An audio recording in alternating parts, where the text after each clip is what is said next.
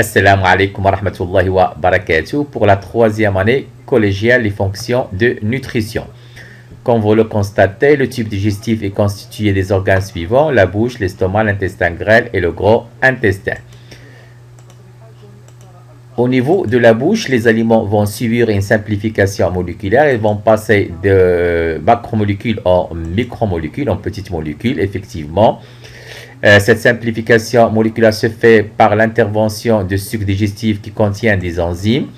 Effectivement, au niveau de l'estomac, aussi l'intervention de sucre digestif. Dans ce cas-là, il s'agit du sucre gastrique qui contient une enzyme appelée la pepsine. Au niveau de la bouche, bien sûr, le sucre digestif, il s'agit de la salive qui contient une enzyme, c'est l'amylase.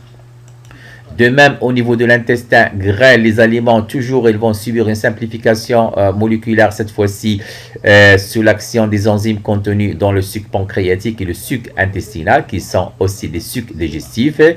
On obtient au niveau de l'intestin grêle un certain ensemble d'aliments sous forme de micromolécules. Ils vont constituer ce qu'on appelle les nutriments. Ces micromolécules, dites nutriments, ils vont traverser la paroi de l'intestin grêle. Au niveau des structures microscopiques de la paroi de l'intestin grêle, il s'agit des villosités intestinales. Donc, il y aura bien sûr lieu de l'absorption intestinale. Effectivement, les nutriments passent dans la circulation sanguine. Le sang qui joue le rôle d'un agent de transport dans ce cas-là, il va transporter les nutriments, bien sûr, vers tous les organes, vers toutes les cellules du corps.